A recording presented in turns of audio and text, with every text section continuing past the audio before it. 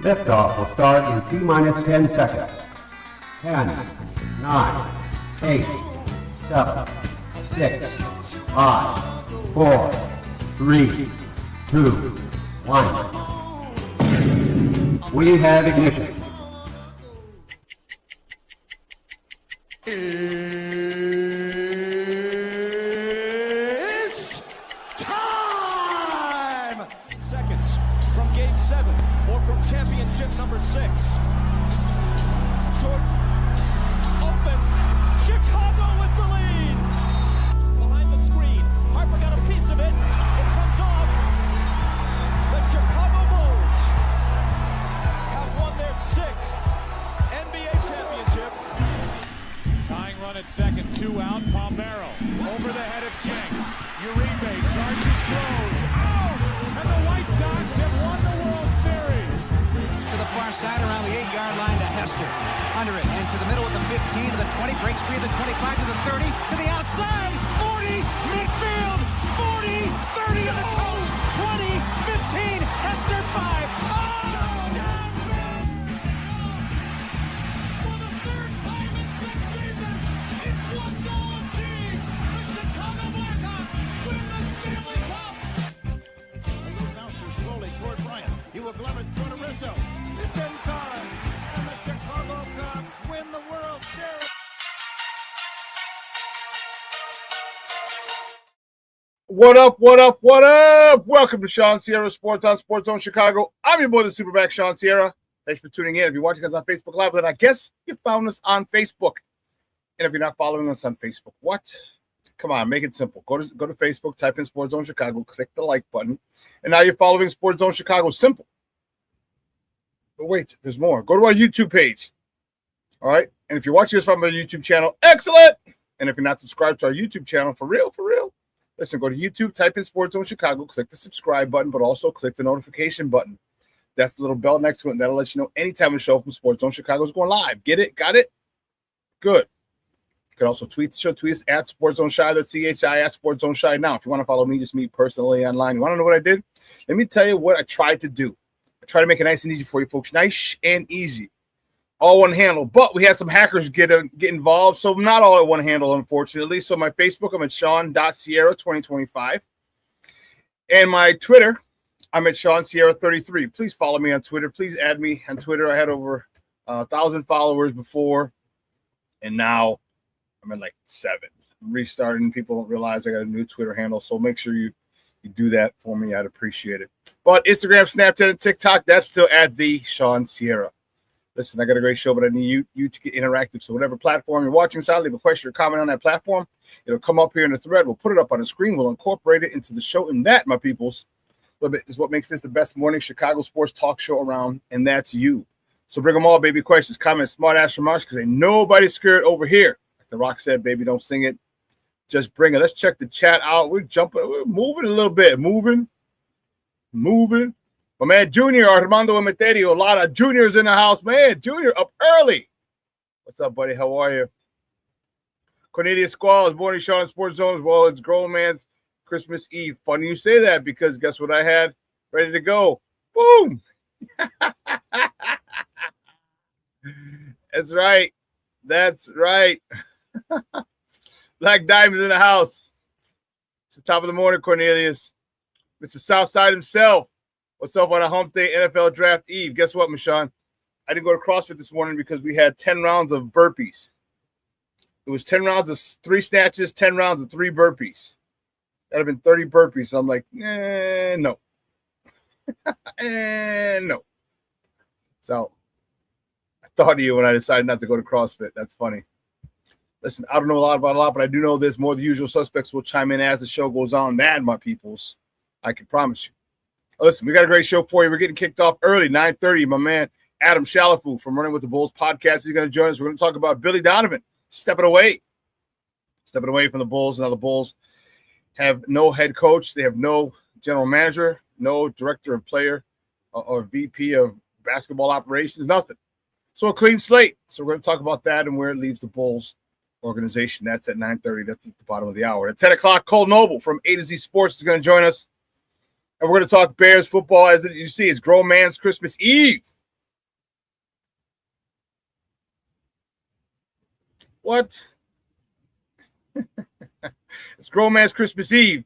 NFL draft is tomorrow, so we're going to talk with Kole Noble about the Bears' 25th pick, what he thinks they're going to do, where he would like to see them go, and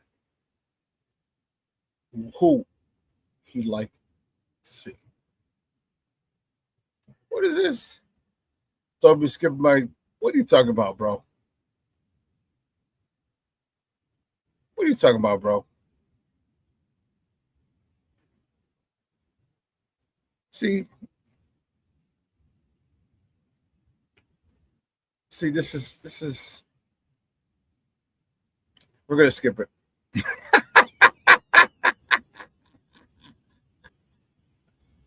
You're not happy enough, right? It's in the. You got it in the on the thumbnail, right? You got it on the thumbnail. Guess what? My White Sox won last night too. All right, my White Sox won last night as well. All right, we got 3 out of 4. Okay, it just took time. The bats, Murakami Munetaka is legit.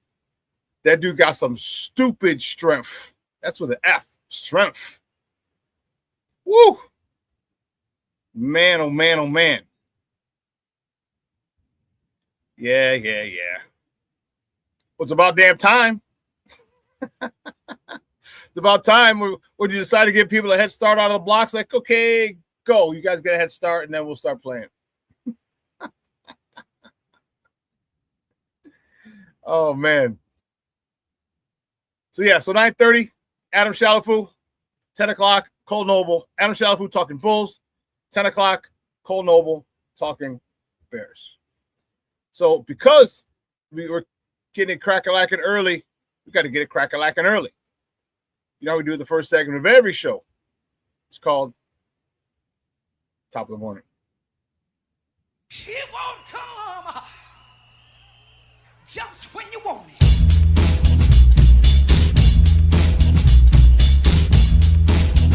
Top of the morning to you. Top of the morning to you.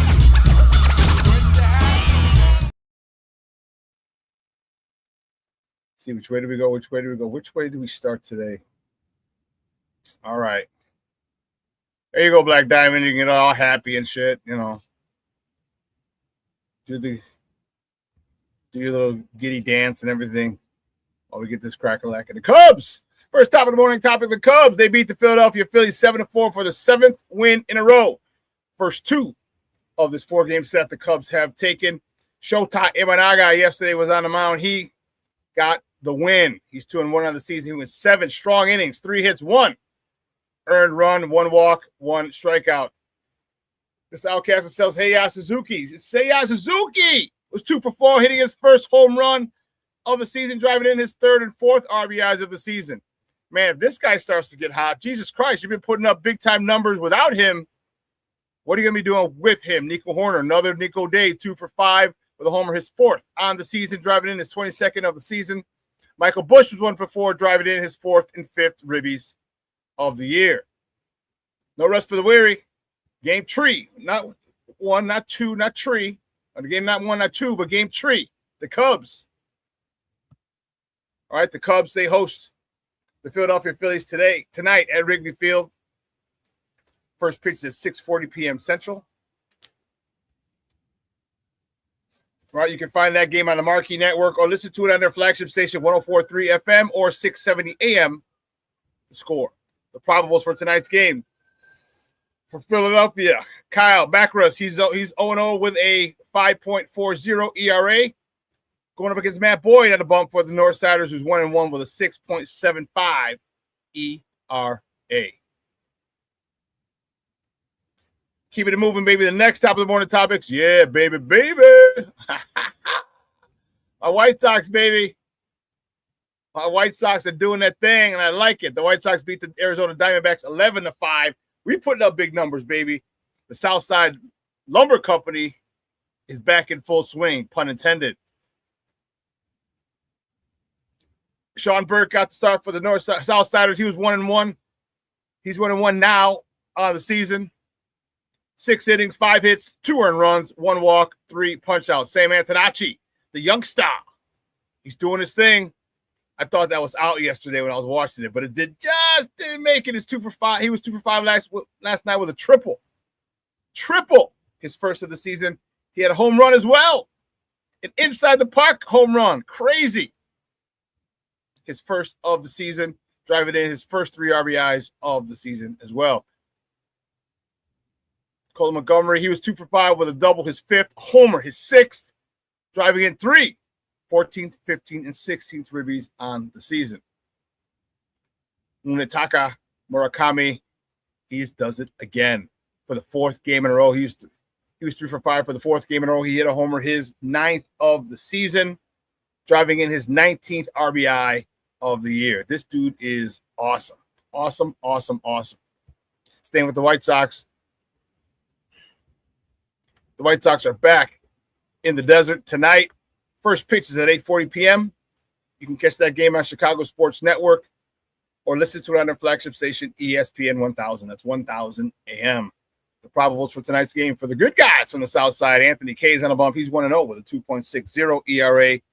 Going up against Eduardo Rodriguez for the D-backs. He's 1-0 with a 1.96 ERA.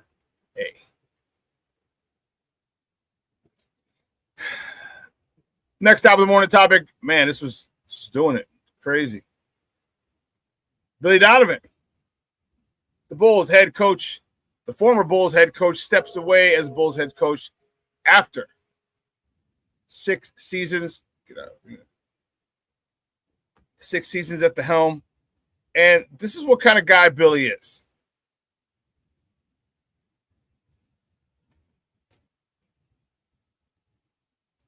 Billy stepped away, rightfully so,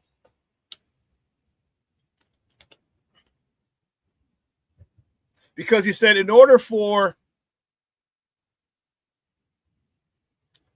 a team to start fresh, everything has to be clear.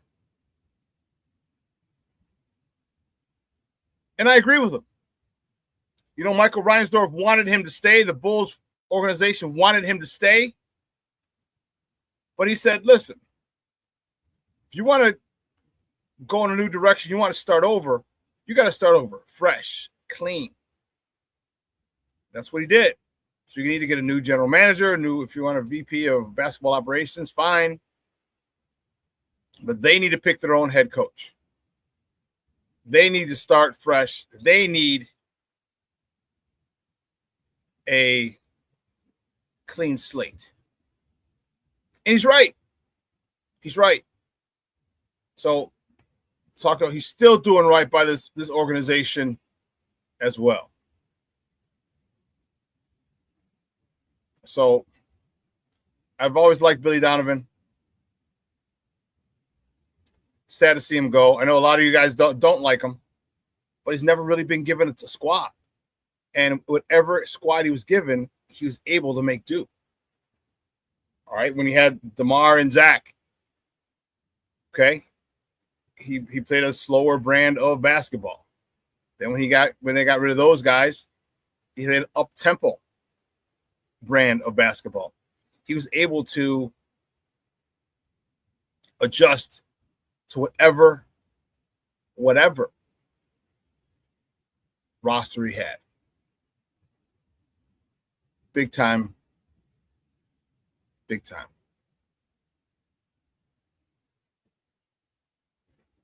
Oh, man, Mondo's in the house. Mondo's is putting up numbers without Bush, Bregman, Seiya, and PCA producing. Well, that's what I talked about. You can't have everyone producing at the same time. You just can't do it.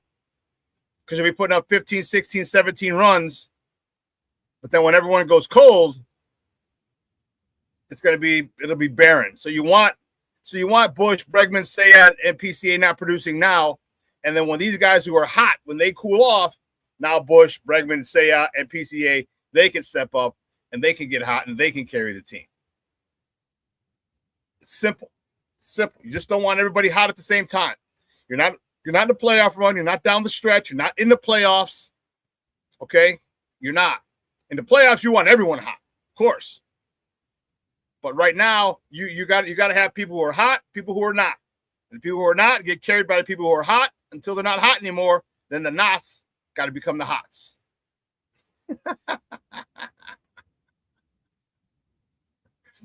Cornelius says, I agree. You can't have a GM who can't choose his own head coach. I agree, man. What the hell's that all about? But you know what? That's so Chicago Bulls. They were more than willing to do it. Black Diamond agreed. It's best for both parties. Cornelius says, I'm surprised Billy wasn't offered the GM job. Well, they probably did, and he just said no. He doesn't. And let's keep it a buck. Billy's seen the shenanigans in this organization. He's probably like, I'm out. See, Billy's a coach. I don't see Billy as a GM, not yet. Maybe another 5 or 7 years, maybe 10 years, Billy could be a GM. I think he just loves coaching too much. He loves coaching too much. He wants to be hands-on. He doesn't want to build a team or construct a team and have someone else work with him. Billy wants to work with him, in my opinion. Mex Fighter, what's up? What's up, cabrones? Cubs are the burning now. Yeah, they stink. No, they're doing well, man. They're 7 in a row. They're doing well. And they got a Philadelphia team that was reeling. They were, 5 or 6? They lost 5 or 6 in a row. And they just added on. And that's what you got to do. That's what you have to do. Because Philly's not going to stay down all year long. Not with that, the bats in that lineup. Not with that pitching staff. They started off slow too, just like you guys did. All right, but guess what? You guys got hot. And they didn't yet. So take advantage of them, because all these, I don't want to say cheap wins, okay, because it's tough to win in any major professional sport. But when you get a team that's down, a good team, and they're giving away games, and you're able to tee off and really, really do some damage against these teams that we know are good, but are just struggling, you do that. And that's what you're doing. That's what you're supposed to do. As I said, these add up. You keep doing this. Now, the worst you can do is a split, which is exactly what I said you had for you guys. It was like the worst, absolute worst you can do is split this 4-game set. Well, you've won the first 2. Now, can you win one of the last 2 or both of these last 2 games and sweep a 4? If you sweep a 4-game set with the Phillies, holy sheesh. If you sweep a 4-game set, and it's not like 1 run and they threw the ball away, a wild pitch, and you scored. You guys are putting up numbers. And you're hitting. You're knocking the hell out of the ball at this particular point. And like Mondo said, you're doing it with about four or five guys who aren't. Let's see, 1, 2, 3, 4. With 4 guys who really aren't producing. So, what did I say on Monday? Chicago baseball, we're in a good spot right now. We're in a real good spot. This is before the White Sox went 3 or 4. They won the series last week, or the last series. They win today. They win this series. Go for the sweep tomorrow. I like it a lot. But Shawn says, I'm wishing Bubblegum Billy good luck. Stop it. PCA looks lost. Yes, he does. He does. He's looking like Hobby, swinging at everything. When Hobby was swinging at everything. The Crooked Commission in the house. It's Shawn, top of the morning, bro. My Cubs are hot. 7 straight. I know. We've talked about it already. And look at the Sox won too as well. Look at that. The Sox won as well. We're both. I'm telling you, Chicago baseball is a lot better than I thought it would be at this stage of the game. Cubs got 7 in a row. Sox 3 out of 4. I'll take it. Mex Fighter PCA will come around. Yeah, he will. Just how soon is the question? He will. Listen, we got to take a quick break. On the other side of the break, we're going to talk about the Bulls on the West Side and their search. What does it look like? Where are we going with this? Where are they going with this? The Bulls are one of my teams. All right? We're going to welcome Adam Chalifoux from Running with the Bulls podcast. We're going to talk about that on the other side of the break, so keep it locked right here, folks. Shawn Sierra Sports on Sports Zone Chicago.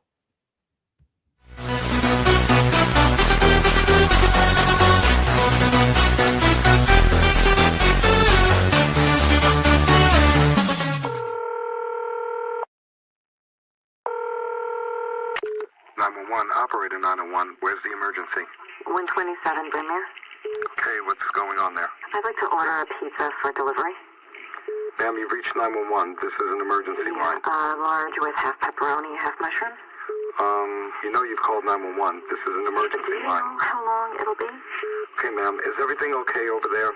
Do you have an emergency or not? Yes. And you're unable to talk because... Right. Is there someone in the room with you? Just say yes or no. Yes. Okay, it looks like I have an officer about a mile from your location. Are there any weapons in your house? No. Can you stay on the phone with me? No. See you soon. Thank you.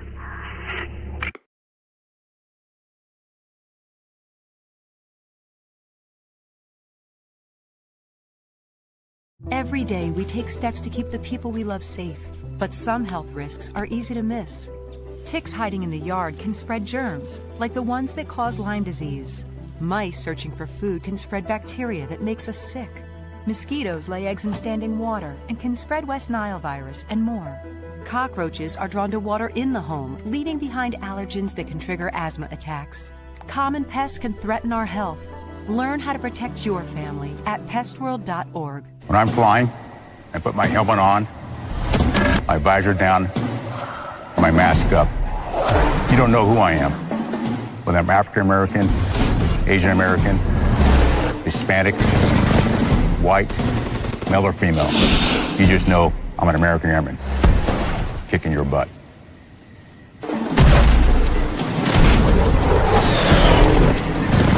I'm General C.Q. Brown Jr. Come join us. No, I don't know though. I'm scared.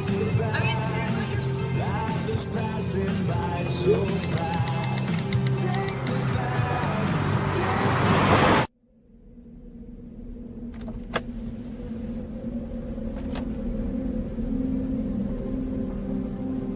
Do you know that you're in my lane?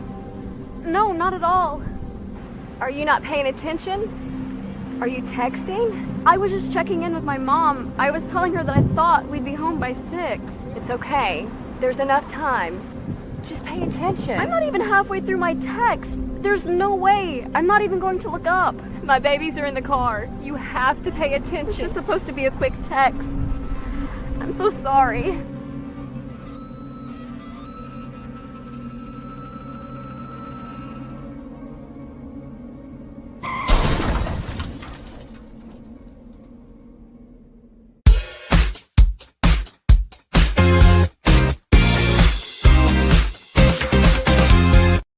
Do that, you got to get a lot of innings. Well hit into center field, and it's Thomas drifting back. It's going to be over his head. That Intendi scores easily. Murakami behind him. Vargas held at third. A 2-run. Here's the 20th pitch of the inning for Kelly as Pereira in the air to right field. It is Carroll drifting towards the line, makes the catch. Tagging from third and scoring is Vargas. 1-2. This should do it. Well deep into right center field. It keeps carrying. And it's going to one-hop the wall. Montgomery scores an RBI triple for Antonacci. 3-2, runners go. Slow roller down the line. Burke fields, tags the runner, now looks home, and got him at the plate. A double play. Sean Burke was alert, and the White Sox keep the run off the board. Welcome back to Shawn Sierra Sports on Sports Zone Chicago. Those comes courtesy of Chicago Sports Network. Those were the good guys out in the desert attacking and biting. Biting the D-backs. Killing them with that venom. It's good when my boys are doing well. 3 out of the last 4. I'll take it. I told you. We don't need a 7, 10, 20-game winning streak. We don't. Just win series. That's it. Just win the series. That's it. My first guest, good friend of the program.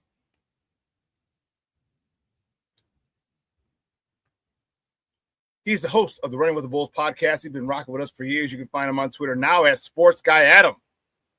Changes his Twitter handle like every other week, bro.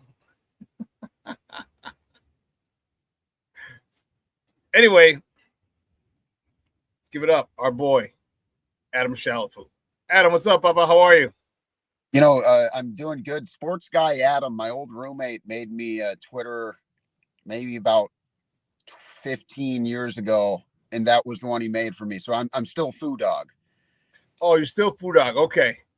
Yeah, I think it's going to stay at Foo Dog, but mostly it's been, not to take this hard left at the beginning, no pun intended, but it's been mostly me complaining about our president, who's been just a complete clown, just trying to fight the good fight, mostly on Twitter. I haven't talked to, it's like 90% bashing Trump and then 10% Bulls lately. But anyway, to the basketball.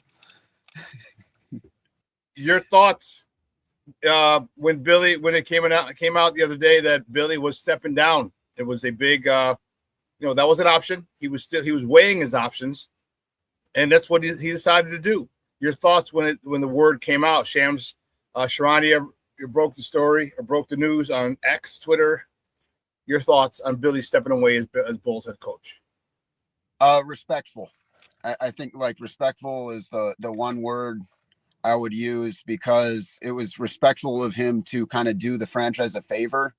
It sounds like, from what I've read, that they were willing to kind of almost like give him the keys, almost like it almost feels like the Reinsdorf family really doesn't know what they're doing, right? And that they were kind of like, hey, why don't you do it? Because they were willing to give him as much power as they wanted, as many years as he wanted, as much money as they wanted. And that could have been something he could have easily gone with. But, he seems to think the Bulls needed a clean slate. And I definitely agree that the Bulls need a clean slate. And when you look at, you said it very well about 10 minutes ago when you were just kind of talking about, like, Billy was never a bad coach. He had a lot of weird rosters. And there was so much like misdirection and dysfunction. And, the Acme era, it got off to like a really fun start, but it just kind of kept getting worse. And it got to the point where that had to be a really hard job for Billy Donovan, who's a Hall of Fame coach, someone who's won championships, be it at the college level, but someone who's like had a taste of some very legitimate NBA success with the Oklahoma City Thunder, and somebody who I consider more of a proven commodity to be in a position where the team was not competitive. They showed flashes of it, but like this past season was the most frustrating season I've experienced as a Bulls fan. And I can get into some of that, but if I'm Billy Donovan, I'm ready to wash hands of it. And I think it's also the most respectful thing he can do to the franchise is say, like, hey, you guys need a clean slate. And realistically, like, the GM should be able to take the lead in a search for a new coach. And I think that there needs to be some same pagedness between whoever that new GM is and who the head coach winds up being. And so I think it's kind of what had to happen. But I think that Billy Donovan could have very easily abused the situation and said, all right, sweet, I'm going to take a bag and like sink deeper into my chair here. But I think he was probably ready to go. I think that for him, like, it might make a lot of sense to go back to college. Or maybe he does take like that Orlando job, like the rumors have been forever, But I could see those things maybe happening from his perspective. From the Bulls' perspective, it's time for a new voice in the locker room. And you have an interesting situation where this new coach and this new GM, it's not a horrible situation to come into. And so if you make the right hire, good things could happen. They're not going to happen as soon as next year necessarily, but like we could have something where similarly to like the Bears, not quite as good as the Bears, but like you look at the Bears and the Blackhawks and the Cubs where it's like, okay, it was really a drudge for a long time, but you got some new blood in there. You got some key young players and like, you know, you kind of have like that Connor Bedard or that Caleb Williams, if you will, and Matas Buzelis.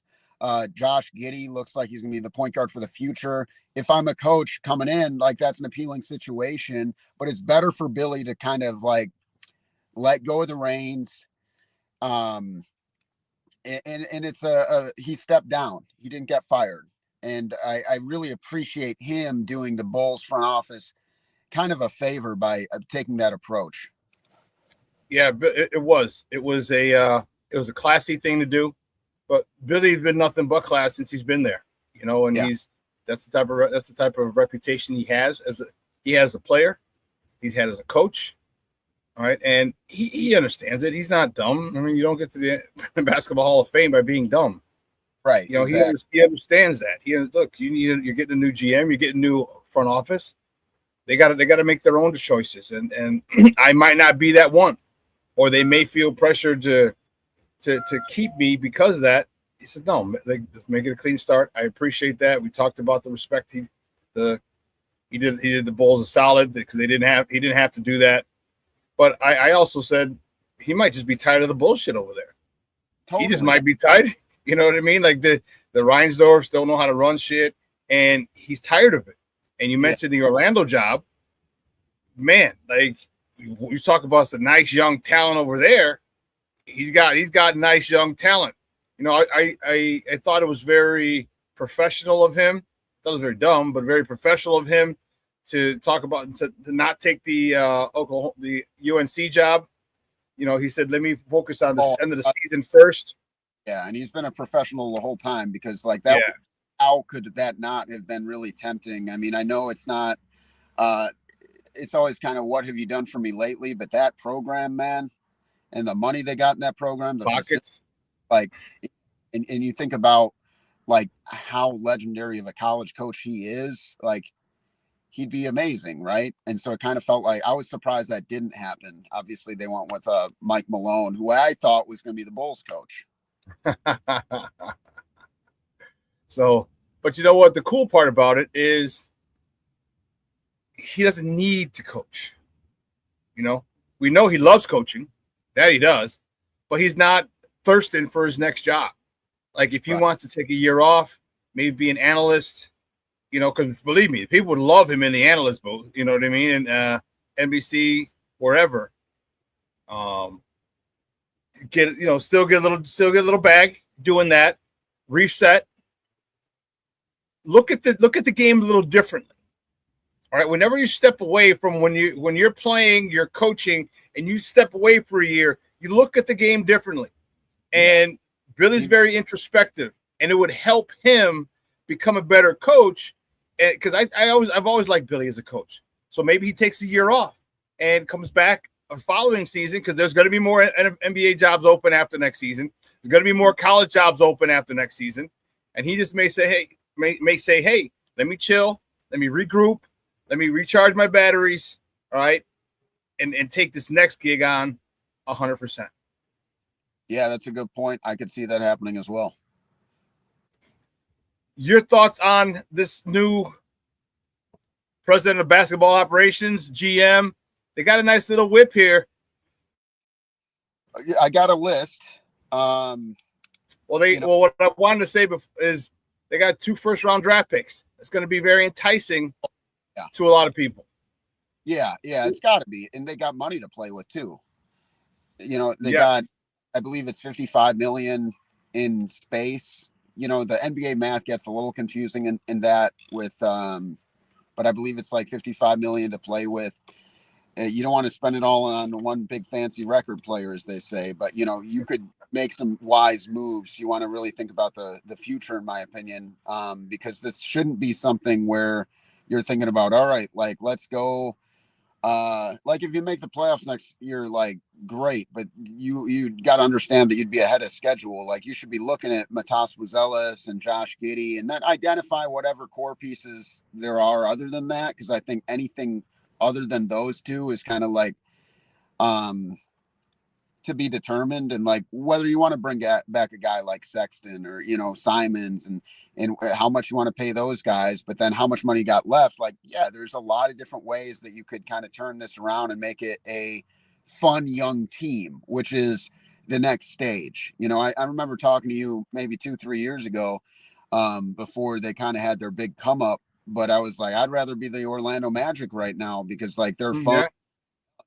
And they're a team that continue to develop, and they did. And I think at the time it was kind of like a little shock and awe because the Bulls were a playoff team and the Magic were kind of like a joke for a long time. But like that's kind of how it happens. Like you look at a team like the Hornets, where like you get the right pieces, you get the right fits, good things can happen. And so especially when you consider like the potential of what could happen in that draft lottery, you could really, I agree about the Reinsdorfs, by the way, there, King. But like, yeah, you kind of look at what if they do get a top 5 pick? What if they get a top 7 pick? I think it was so frustrating that the Bulls kind of took such a long time to pick a direction this season. And for me, that felt like the last straw, where I think after the trade deadline, I got so fed up. I was like, I can't with this team right now. But you got to look at the situation objectively, and I'm pissed off. A lot of fans are pissed off, but you got to look at it and be like, okay, well, this could get fixed in a hurry. I think it's probably one of the best jobs, if not the best job opening in the NBA right now, when you consider it's the Chicago Bulls. You got 2 first-round picks. You have young talent to build around, and now you get to go pick your head coach. And so what's not to love? Like, this isn't, going to, the Portland Trailblazers, and it's kind of like they want the Walton, and they've had some fun teams here and there. Like, the Bulls have been a dumpster fire since the Jordan era. And like, you can, I hate to say that, because like you had 2 really good years of prime D Rose, and then things got derailed. But the fact of the matter is they're the only team in the NBA since 2016 that hasn't won a playoff game, or a playoff series, excuse me. I don't know if it's game or series, but haven't won in the playoffs, we'll say that, and haven't drafted an all-star. And so it's like, it's been awful, but all the pieces are there, where it's like, you got all these damn Legos, and you got the right Lego master, and you could build something pretty cool, and you got a lot of freedom in what you could build. They just got to get this hire right, and they got to get both hires right. You got to get the right guy in the front office, and you got to get the right coach. Yeah, I agree. And you know what? We were excited a couple of years ago because of what he had done in Denver, and they just they're on the verge of winning a title, and we're like, wow, do that here. Yeah. And his first pick was Patrick Williams. Like, really? And so like, it makes my blood boil. Like, I can barely string a sentence together right now. It makes me so mad. Just didn't do the obvious thing and take Denny Avdia. Like, he was the guy they were supposed to take. He was the guy who was supposed to be like the next big thing coming out of Israel. Like, he was a guy people were really excited about, and he was right there. And they're like, hey, let's take this six man. Like, because he's got long arms and big hands? Like, well, you think you're just going to turn this dude in Kawhi Leonard? Like, if you're going to take Patrick Williams, then trade down, Yeah. I would have rather had his teammates, Scotty Barnes. Oh, well, Barnes was Nova, but I mean, maybe Devin Vassell, like, No, Scotty Barnes? I thought Scotty Barnes was Villanova. No, I thought they were teammates at. Okay, I'm getting it mixed then. Yeah, Florida State. 20. Okay, take Scotty Barnes, whatever. Not Patrick Williams. So now you said you had a couple names. Talk to me about who you think would be a good, some good candidates for this. They're, like you said, they got to get this right, man. They got to get it right. I think the thing to do here, and it's not the thing I think they will do, but the like can't miss thing to do here is you get Bob Myers and Steve Kerr. You know, like they just are coming off a dynasty. Steve Kerr is a legend for the Chicago Bulls. What a reunion it would be. I think that he is like, he has one of the most impressive coaching resumes of all time. I've had. But what do you do? But I mean, how much money do you throw at him? Because you think, first of all, he's played here and seen the bullshit. All right, then he's seen it from afar. Whatever it takes. I mean, like, I think that's your slam dunk. I don't think it's what they're gonna do, but like Bob Myers, you look at like what he built, and people talk about, you know, oh well, Mark Jackson did a great job. Like, yeah, Mark Jackson did do a great job like early on, but like Bob Myers made so many great moves to get like Sean Livingston and Andre Iguodala, and Steve Kerr had the visionary mindset to take Draymond Green in bench an all-star power forward in David Lee. And like, yes, that Warriors team was very good under Mark Jackson. Who knows? Maybe they win a championship with Mark Jackson anyway, because I thought he was a good coach. But I think that they did take that next step in their scheme. Just looked like kind of a blend of like Phil Jackson and Greg Popovich when that ball was really moving. I think that eventually it went stale in Golden State. And I think that the franchise itself was put in a position where like those dudes just kind of got old. The Kevin Durant thing, I don't want to say it like backfired, but they never moved the ball the same since like after like KD went there and kind of was a ball stopper. But like the sheer legacy of like this dude's hit a game winner in the championship for this team. And I think like if we look at, not that should be a resume builder for him as a coach, but like this dude is a Chicago Bulls legend and always will be. He's immortal for Chicago Bulls fans. And he's won a bunch of championships. And Bob Myers built a bunch of championship teams. And so, like, I would personally hope that they do that. Do you want me to get into things I think they're more likely to do? give me a couple. Give me a couple more names of some likely candidates that the Bulls would for GM. I'll go with their. I just did a little bit of homework. Names flying around. Matt Lloyd from the T-Wolves. I think that they've done some things right. I'm a little hesitant about him because I think that the Rudy Gobert trade was extremely stupid. I think that's one of those things that like looks smart, like, oh, well, the Timberwolves are good. It's like, yeah, they made some aggressive moves, but also like they've made some, how much of that is Anthony Edwards? You know, they got lucky. They got a first overall pick. I feel like his resume is maybe a little inflated. Dennis Lindsey for the Pistons. I think they've done a nice job kind of building teams. They made some savvy moves. Bryson Graham for the Hawks. I have a little system over here, and I'm not like the GM guru, right? But just based on my research and based on observations of what these teams have done. But Bryson Graham, I have a 9 out of 10 for a potential hire there. You look at what the Hawks have done. Like they made a great hire in Quinn Snyder. They did the difficult thing in moving off Trae Young. They've developed the hell out of guys like Dyson Daniels, who was kind of given up on for the Pelicans, and now is really the straw that stirs the drink over there. And the way they've like used him has been brilliant, and that goes to Snyder as well. But someone who's going to be a visionary like that, and I think Bryson Graham for the Hawks fits the mold.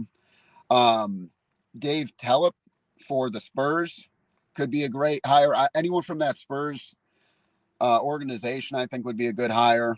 And then Mike Gansey is another name that's floating around with the Cavs. And so this is kind of a list of what I've seen reports that the Bulls are interested in some of these guys. I wrote in on my own, Bob Myers, who I already talked about, but I'd be most excited about, Tellep from the Spurs or Graham from the Hawks personally. As a GM? Yeah. I mean, like Myers would be my guy. I just think that you can't ignore someone who built a dynasty, because what is like Myers have different than the other guys? And a lot of people, I've heard people say they really don't want Steve Kerr or whatever, and like, sure, Bob Myers would be expensive, whatever, but it's like, when you look at the resumes, only one of these guys built a dynasty. So I want Myers. He's my only 10 on the list. But Bryson Graham and Dave Tellep, 9. Okay. All right. Yeah, I'm anxious to see this hire. Because my guy King Booker World, this is what a lot of Bulls fans are feeling. Says Ryan Zors has successfully made me hate the Bulls. He goes, and I hate my team. Yeah, I think a lot of Bulls fans feel that way. That's exactly how I felt. Like, I talked to Josh after some of the things that went down after the deadline, and we had to take a break. We had to take a break on the pod, like straight up, because I was like, I am wasting my thought. And I said, like, we'll circle back once, like, we got a new front office. I literally told him this because I was like, it feels like homework to watch Bulls basketball. I'm furious every time I watch, and everything that like previous front office felt like was half completed, half baked. Like they thought they were such geniuses. Oh, we'll do this, and then we'll do this, and then in the reality they would do this, and then that wouldn't work, and they would just be like, oh, now we're stuck with 12 guards. They didn't know what they were doing. And it was just unbearable, unwatchable, unbelievable, pun intended. And, like Iodusumu, man, what the hell? Like this dude like played at Morgan Park. He's a dog, and like he was everything that the Bulls, like he was their best like perimeter defender. Like what the hell are you doing? Like trading him away, a dude who can play legitimately like 1 through 3, and they love him up there, and he's a fan favorite, and that was the move where I said, okay, I'm done. I hear you, bro.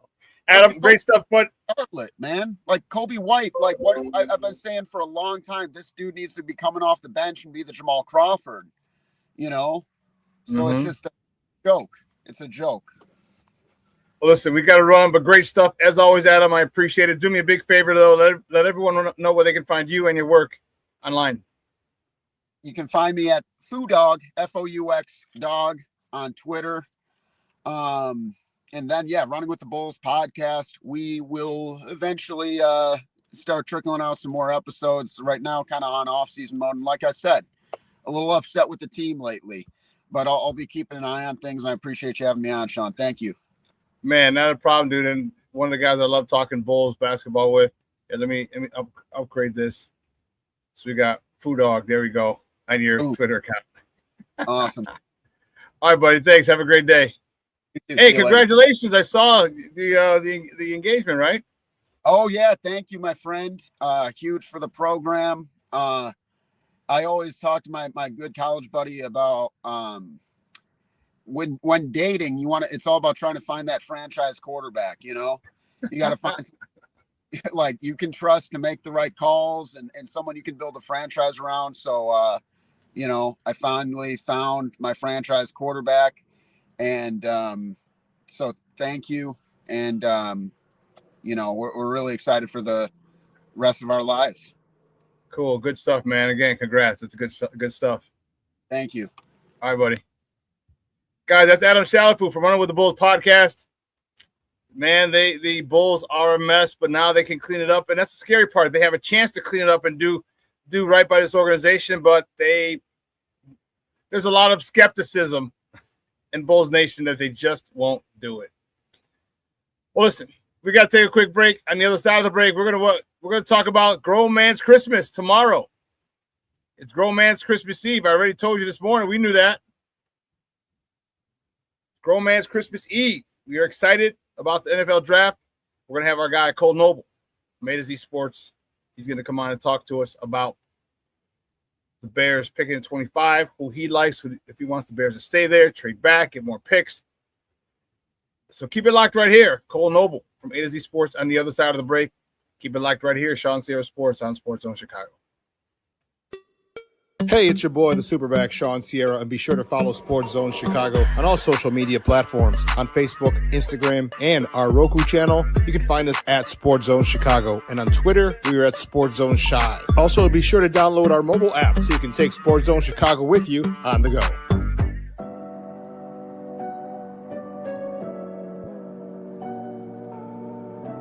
How do you take care of your mind health? For my mental health, I meditate in the mornings. I have my dogs. They're the best. I just find ways that help me just relax. Finding things that make me happy, like being close to my family. I meditate a lot and read books. I have hobbies outside of the game. I'm able to switch off. I'm able to turn my brain off from the game of basketball. Your mind health matters. Your mind health matters.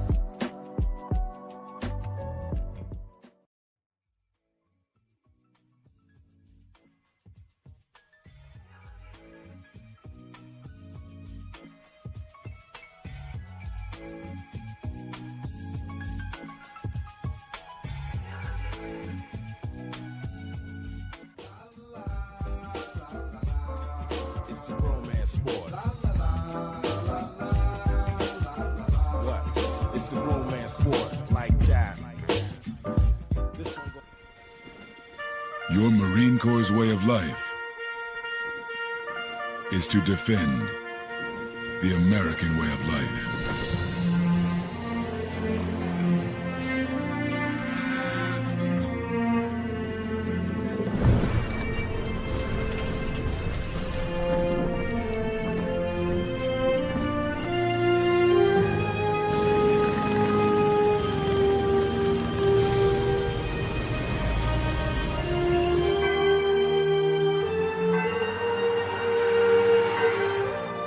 Every day, no matter where we serve, we take a stand for our nation, for each other, for us all.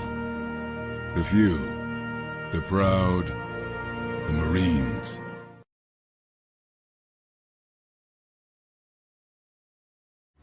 Everybody in a work zone is someone somebody. This is my mom. She works for KDOT. This is my dad.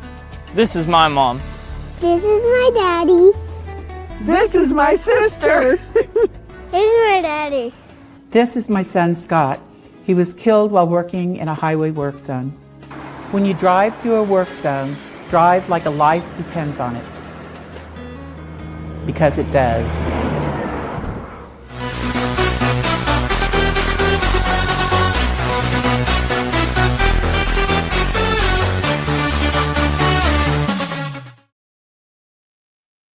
Ooh, wrong one. To do that, you got to get a lot of innings.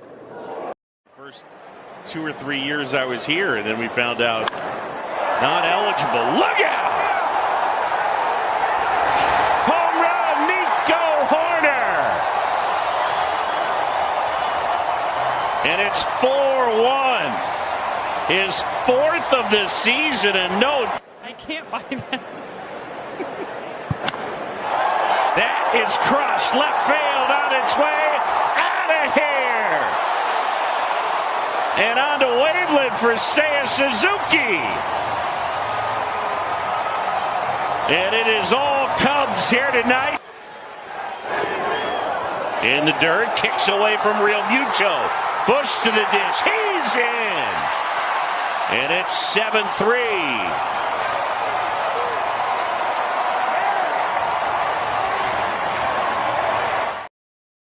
welcome back to Shawn Sierra Sports on Sports Zone Chicago. Those clips courtesy of the Marquee Network. Those were the Northsiders. Stupid. Excuse me. Those are the Northsiders en route to their win over the Philadelphia Phillies. 7-4 yesterday. Their 7th consecutive win. All right. Looks like the bats have come alive. And as I said earlier, with their pitching staff that has been ravished, looks like the Cubs said, okay, no problem. Try to outscore us. And they're doing, man. And as Mondo said a little in the chat earlier, there's about 4 guys who aren't even contributing. PCA being one of them. Seiya, even though he hit a homer yesterday, hadn't been contributing. PCA and 2 other guys really hadn't been contributing. So it's impressive what they're doing now. All right, they're 7 in a row. And let me see something. Because it was so much fun talking shit to you guys when they were in last place. They were in last place with a 12-9 record, but or a 11-9 record, but still. So right now they're actually. So guess what? This is funny. Cincinnati is 16-8 in first place.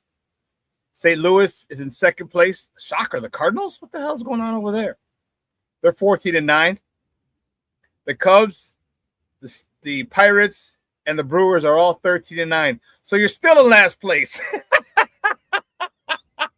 So the Cubs are still in last place in their division.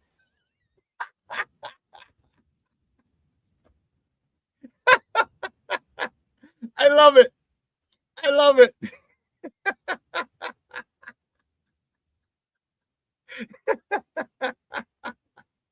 I know, Cub fans. Like, F this guy. The Cubs are still in last place. After a 7-game win streak. That's awesome. But let's talk about tomorrow night from the Steel City. We're not talking about Gary, Indiana. From Pittsburgh, Pennsylvania. Grown Man's Christmas, NFL Draft. We brought in our guy from A to Z Sports, the Bears writer for them, and want to get his take on and his thoughts on what the Bears should do tomorrow in the draft, which, mind you, the Bears are going to be picking till like 9:30, 10 o'clock, just so you know. Just so you know. Draft starts at 7. It's 15 minutes for every selection in the first round. And not saying everyone's going to take 15 minutes. But like I said on Monday, don't forget, you got to allot time. Once the name comes in, then they got to get that name down to the jersey guy. They got to heat imprint or stamp his name on the back of the jersey. Then get that up to Goodell. Then they come out. Then they're going to have the pomp and circumstance for each pick.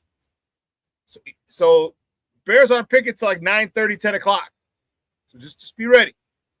Hopefully you have another team you like, or that you're cool with. You like, or you just want to enjoy the draft because man, it's gonna be a long night, and it could be later depending if more teams take the full 15 minutes. But anyway, let's bring him in, man. It's been a while. I think we're both okay now after the way the season lost. We're both good. All right, I came in off the ledge. I'm not angry. I don't want to punch anyone any more than I did before that. Let's bring him out, man. Kole Noble from A to Z Sports. Cole, what's up, buddy? How are you? I'm good, Shawn. How are you? I love it. Grown Man's Christmas. I love draft season. It is awesome. We are fired up, man, about this whole thing tomorrow. And it's weird. We're not picking in the top 10 for the first time in a while. And it's a product of what we did on the field this season. And it's a dual-edged sword. It's great that we did what we did, but it's unfortunate now that we got to pick later. So, yeah. 25. The Bears have number 20, the 25th pick in this draft. As I said, it's not happening until later, but it doesn't mean that Ryan Poles doesn't have to monitor everything, because there's a lot of guys that he could take at 25, but they may be gone. So give me your thoughts. What do you think the Bears do? Do you think they stay put at 25, or do they trade back if many of their guys are gone? Yeah, I think it's a good question. I don't think they trade up, even though they have the assets. They got 4 top 100 picks. I think this is kind of a year where it's better just to keep those picks and not try to trade up for, a Reuben Bain if he falls out of the top 10. Caleb Downs, I don't think he falls very far, but those are really the only 2 guys I would move up for. And I just don't think it's worth giving up those top 100 picks. So we'll see what happens at 25. I think that, that's going to be the conversation. They sit there, they wait till they're on the clock, see who's there, and then, decide whether or not they want to move back. Because, if you can pick up an extra pick, that would be a good idea. And, if it's an extra top 100 pick, that'd be nice. So we'll see what happens. I think the offensive tackle run is the one to watch. I think there could be as many as 6 offensive tackles off the board by the 25th overall pick. I know the Bears have thought about getting a left tackle in the future, so we'll see what happens there. But I think that 5 to 6 tackles come off the board by 25. And we'll just see what happens with the top defensive ends. So they're keeping that best player available mindset, but when it's all said and done, I think they stick and pick at 25. I don't think they try to get too, trade happy in the first round. Just stick and pick the best player available. Oh, so I'm sorry. I stand corrected. It is now starting with the 2026 NFL draft. Teams have 8 minutes to make their selections in the first round. Yeah. 8 minutes. So not 15. My bad, King Book of World. 8 minutes now. And that's starting this year. So 8 minutes in the first round. Round 2, you have 7 minutes. Rounds 3 through 6, you have 5 minutes. And round 7, you have 4 minutes. Okay. So that's going to make it move a lot faster. Okay, so the Bears might not pick that late then. They may pick about 9 o'clock then. Right. 9 o'clock. 25 times 8 is shit. That's a lot. That's 200 minutes. Yeah, that's 3 hours. Yeah. King Book of World says, shit, I was about to say the Bears ain't picking until Friday at 2 a.m. I do have a funny story about that. Back in college, I used to do like a 4-hour live stream on my YouTube channel I used to have, and would just go through all the picks in the first round. And I remember in 2021, the Trevor Lawrence Jaguars #1 overall pick, that took over 10 minutes for them to make that pick. And everyone knew they were taking Trevor Lawrence, and I ran out of things to say. I was already moving on and talking about, what the team at number 2 should do, and Jaguars still hadn't even picked yet because I was like, this is ridiculous. So if I set the over-under at 5.5 minutes for Fernando Mendoza getting picked, I'd probably hammer that over 5.5 minutes until they make that selection. Yeah, because there people are still going to try and get that #1 spot, and it would be. I was going to say it would behoove them to listen, but if that's your guy, what are you waiting for? Yeah, they're waiting on the TV. They're waiting on the viewers to come in. That's what it's all about. The league's going to tell them, hey, give it another 2 or 3 minutes. We're waiting on more viewers to get in. Remember, I don't know because you're a little young, but back in the day, if a team already knew who they were going to pick, the NFL will allow them to negotiate, and they'd have the contract done. Yeah, and apparently they're not doing. They don't do that anymore. But yeah, they had. I can't remember who. There were a couple people when they were able to negotiate. They're like, all right, it's a quarterback. This is who we're taking. And they started negotiating the contract beforehand. So that's crazy. So who are some of the people you would like the Bears?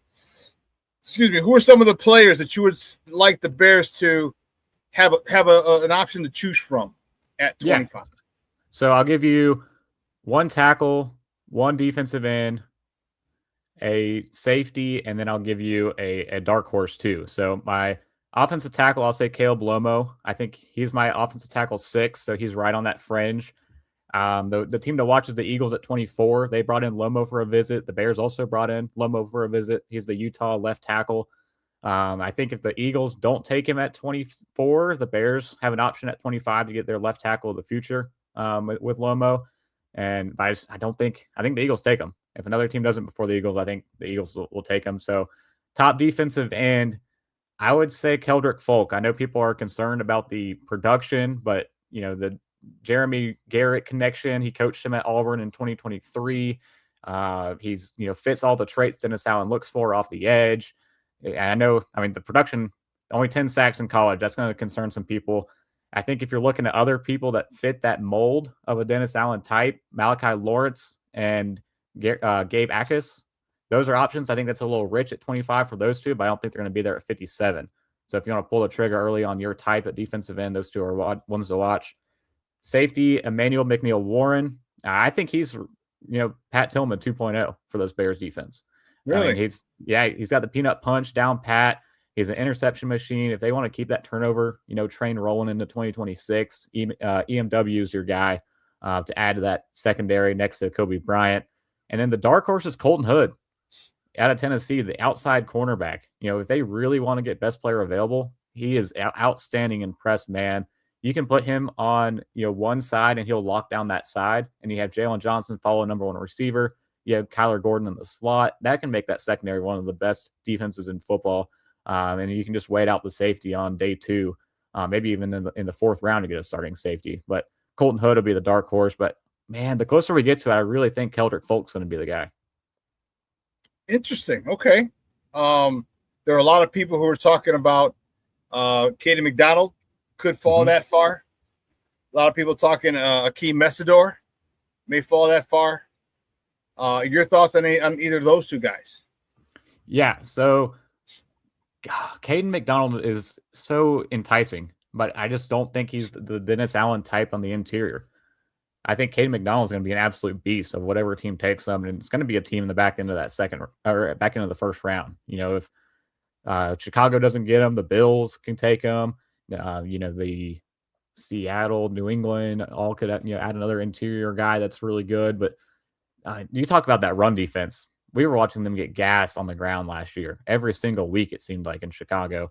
And he gets just a run-stuffing guy on that interior, can eliminate that problem. And it's just not the pass rush, heavy guy on the interior Dennis Allen might be looking for. It's too big of a guy. But they brought him in. So he's definitely worth considering. I think if you go D tackle, you're going to go on day 2. Grayson Halton out of Oklahoma, I think, should be the name to watch for the D tackle spot. Okay. And what about Akeem Messidor? He's a defensive end. He's a bigger guy. He's very violent at the point of attack. I love that about him. And what about him if he is there? Why do you think the Bears might not grab him? Yeah, so my 1 and 2 actually is Keldrick Folk and then Akeem Messidor, number 2. I just again think he's going to be gone before the Bears pick. I think there's the Buccaneers, I think, is the ceiling for him. I think they have 14. They're somewhere in the teens. I think it's 14 where the Tampa Bay Buccaneers pick. They're really high on Messidor, and the age concern's a real thing for some teams. So if the Buccaneers don't get him, the age, he's 25 years old, that could have him start to fall. But, there's scouts that were saying that he's better than Ruben Bain as a player. Some people, I've heard that. Yes. Yeah, and if that's the case, and he's there at 25, I could even, bump him up above Keldrick Folk, in my opinion. But the way I see the board falling right now and the different simulations I've run, Folk's there more often than not than Messidor. What about Keontae Scott, cornerback out of Miami, who many have projected if the Bears take him would move him to a safety, which would allow them to have a great cover safety, guy who doesn't have a problem helping in the run game. Your thoughts on Keontae Scott? Yeah, I love Keontae. I just don't know. I don't know if he'll fall to round 3. So I think he's, maybe not at 89, but maybe at pick 60. Maybe you go defense 3 straight times. Grayson Halton at 57, Keontae Scott at 60 might be the way to go. My last final mock draft, he was there in the 3rd round, and then simulation I ran. I think that'd be a home run to get him in the 3rd round. But yeah, you put Kyler Gordon on one side. It's similar to last year how they used C.J. Gardner-Johnson. That's where you're going to use Keontae Scott, in my opinion. Mm-hmm. And you have Kobe Bryant being the roaming guy over the top, but he's a fiery player. And he is exactly what Dennis Allen wants out of that position. He's going to come in with a quick trigger, hit against the running backs, attack the quarterback, one of the best blitzing defensive backs in this entire class, and exactly what Dennis Allen looks for in that position. I would love having Keontae Scott as a day 2 pick. Yeah, the one thing about it, though, he's a lot faster than C.J. Gardner-Johnson. That's what they did. They can actually cover Christian Watson in the slot. Exactly. That was my exact example where they just ran across her, and C.J. Garner-Johnson just couldn't stay with him. And this guy can, and that's going to be huge.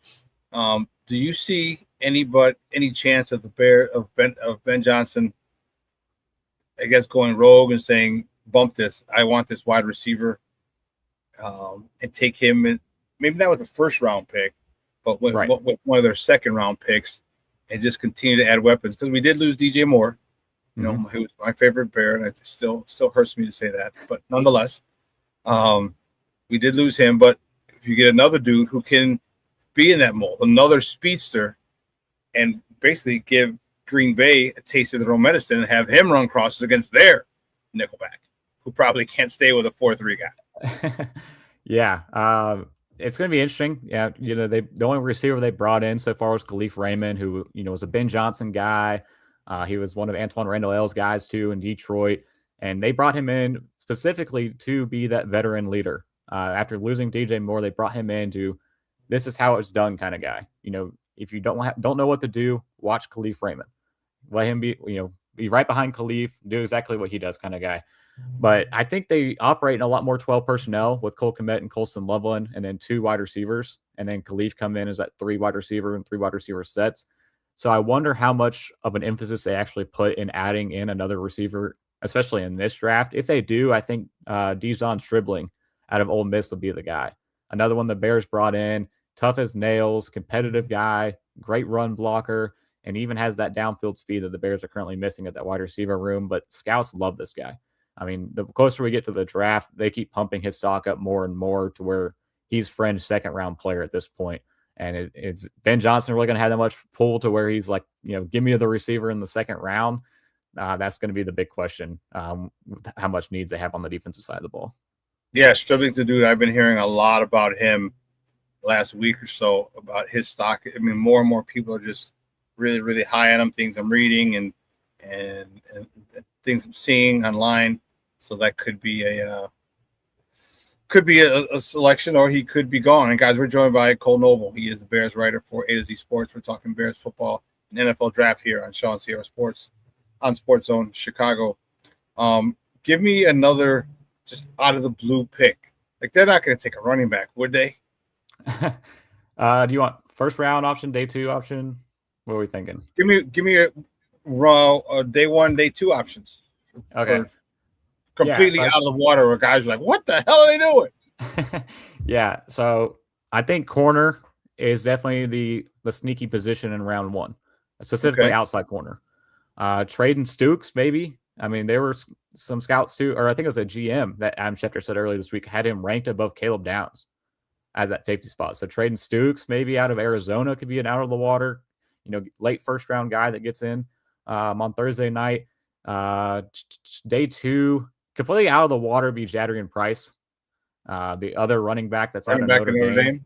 Yeah, if they get him and then, you know, try to run him, DeAndre Swift, and Kyle Monangai, and then go into 2027 with you know, Jadrian and then Monangai as your 2, Jadarian as your 2 back. I mean, that would be a solid 2-back set in 2027. But I think if they even go running back, it would have to be day 3, and you're looking for, you know, an RB3 guy that can play special teams and, you know, pretty much push Roschon Johnson off the roster. I think would be the running back in 2027 to watch, or 2026, excuse me, to watch. Okay.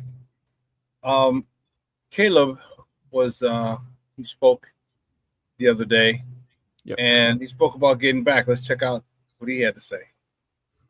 In the sense, I get to grow more. I get to step into the role that I've spoke about for the past 2 years. You know, being up here, and so that's important for me. I'm really excited. I've been itching to get back since the game, and try not to, you know, text Ben too much or anything like that to, you know, be around it. But I'm excited to be back. I'm excited to be around the guys. You know, I've been waiting on this day to get back.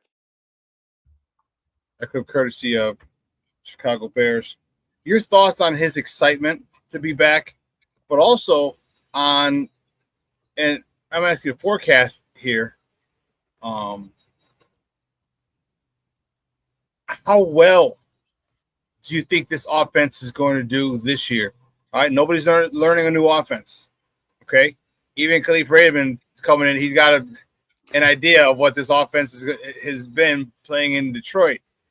He's comfortable. Even Colston Loveland talked about as one of the Walter Payton or the Brian Piccolo recipients for the rookie, and he talked about he doesn't have to learn a new offense. How much more efficient, there you go, that's probably the word, you think this offense will be this year without having to learn the offense? Now you can build off of it. Right. Yeah. I think Caleb's saying all the right things, and it's crazy how quick it became to where Caleb is sounding exactly like Ben Johnson. Yeah, he does. Caleb had a little bit more of his personality at the beginning of the year last year, but as the season went on, he sounded like the, echo of Ben Johnson whenever he talked to reporters. Everything Ben said, Caleb said. And so now Ben said that it's going back to square one, going back to the fundamentals. We're restarting from the ground up. And Caleb's fired up about that. He knows that he needs to work on his mechanics some more. He needs to work on his footwork some more. He needs to start working on, his accuracy and, start working on his completion percentage, which is the big one. And I don't know if he's getting to that 70% mark Ben wants, because that's a ridiculously high bar. But, if he can clean up 20 to 30 of those incomplete passes from last year, he's going to be one of the elite quarterbacks in football. I mean, that's just where he's headed right now in his trajectory, and I think he can get there. You look at how many he had 44 throwaways last year. He had how many drops from the receivers. Those can be easily cleaned up. Especially with him and Ben Johnson working together, getting back into the groove of this is the play design. These are the landmarks for the receivers. These are where your eyes need to go. Those kind of things. And then the other thing with Press Taylor getting promoted to the offensive coordinator, there's no new offense or coaches to have to work with. Like, it's all people in-house that got promoted. And that's what excites me, because I think Press Taylor is a lot better of a passing coach, and he was the passing game coordinator last year. So I think him bumping up to OC, he's going to be fully in charge of that passing game. And I think we're going to see that part of the offense take a step forward this year. You talked about the familiarity where there's really nothing changed. There's no new personalities that you got to deal with and learn how to coexist with. And that's important. But Caleb also talked the other day about what you mentioned, getting to 70%. Let's check that out. What are you doing to kind of ensure that you can hit those extra 40, 50? Yeah, I would say it all starts with more reps. And then the next part, it comes with comfort in the offense. And I think I've, towards the end of the year, that started to grow for me, especially, I think those two things are really big in that standpoint. And then the details, it comes, that last point is the details, whether it's, the receiver's depth and his steps and where his landmark is to break or stop or settle or, and then from there, it's me knowing all of those also. And then from there, it's being able to deliver a catchable ball, whether it's velocity or, where I place the ball placement and things like that, to be able to allow them to catch it, but also have, more from it. There was exactly what we talked about, what a lot of people talked about. And what's really refreshing, Cole, is that when the average Joe sees shit, like, well, why didn't he threw that ball behind him? Or that was a high ball, high football. And the average Joe sees stuff and can address it, and the team addresses it. Like, so if average Joe can see what needs to improve, obviously they should know what needs to improve. And Ben Johnson has never wavered from that. He talked about it consistently, 70%. And I think he put that number out there, not thinking that Caleb would reach it this year, but that's the goal that you want to get to and then maintain. And he was upfront about it. He had never backed down from it. And like you talked about, the echo of Coach Johnson, Caleb started echoing 70% and I got to get better. And then what he talked about, ball placement. How many times did we hear that last year? Ball placement. Now Caleb's doing it. We heard it from Ben. We heard it from Caleb. Now we hear from Caleb to start the season. How refreshing is it when you start to, when the quarterback and even some of the other people, who's the new assistant GM, the new guy? Jeff King. Jeff King. He said something, we're starting from square one, just like Ben did. Everyone in the whole building is sounding like Coach Johnson.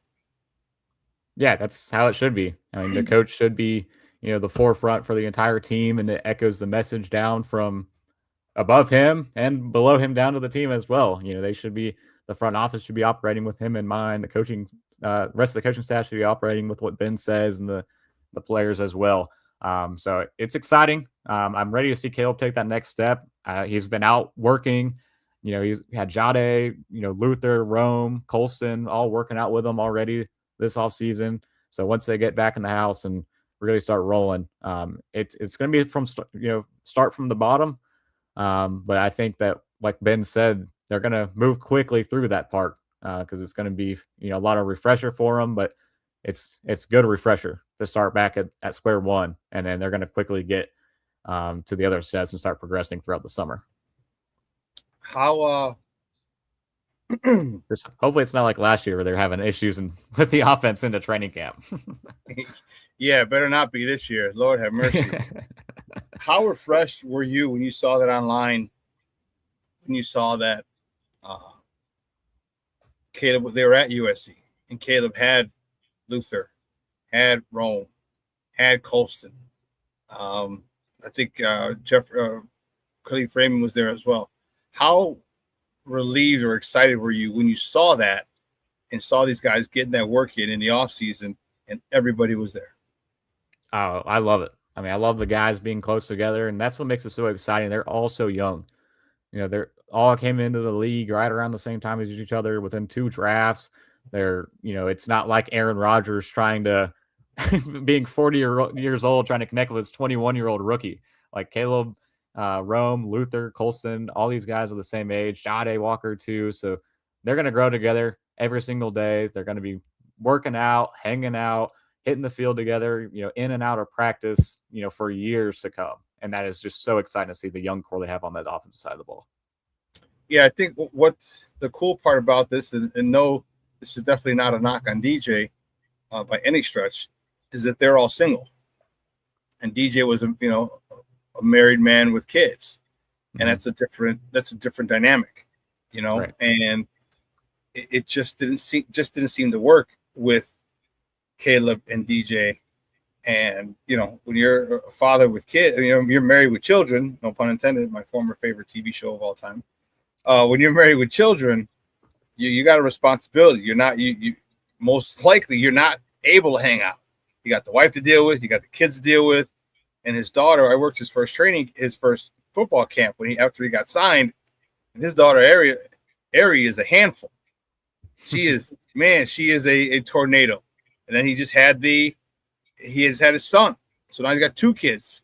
So it's a lot. And with these youngsters, you can go out. Let's go grab some dinner. You can go to a steakhouse. You can go to a club. You can do this. You can do that. You can't because you don't have any other responsibilities. And that's where the bonding comes in. That's where the bonding comes in is these crazy, crazy nights that you have just spending time with each other. And I think this is going to be a very, very, very scary offense. I think that the familiarity is going to be there. They should. The drop should decrease. Rome should grow, should step up. And give me your thoughts on that. How do you think Rome rebounds from last year? Because Antoine Randall L., if we take Rome's body language and what he said to the media, Antoine Randall L. ripped him a new asshole last year at the end of the season, and Rome was not happy. And Rome was the guy who, remember, he was doing a 3-cone drill when everyone was gone. They basically had to kick him out because he wanted to get a certain time because he's a perfectionist. How do you think Rome bounces back, knowing that Luther Burden III can leapfrog him to being the number 1 receiver, or at least the number 1 target, and the most productive wide receiver in that room? Yeah, I wrote about it a couple of weeks ago, and I got a little bit of a pushback on it. Just I don't know if people really understood the intent of the message of the article. But when JSN got his extension after year 3, and he was the highest paid wide receiver in football by a large margin.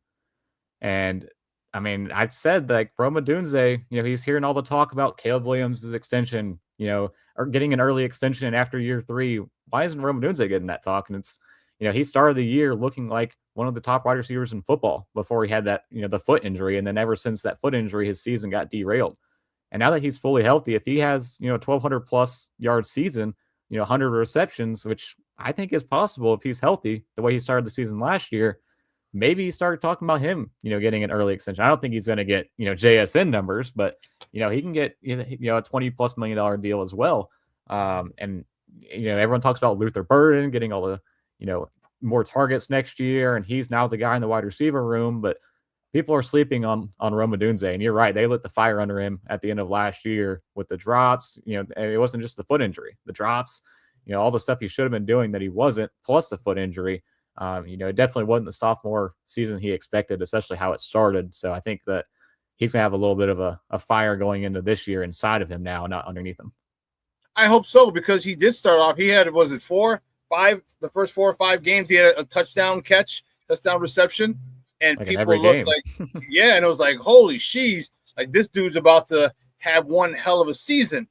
And then the foot injury happened, and that derailed him, and then to drops.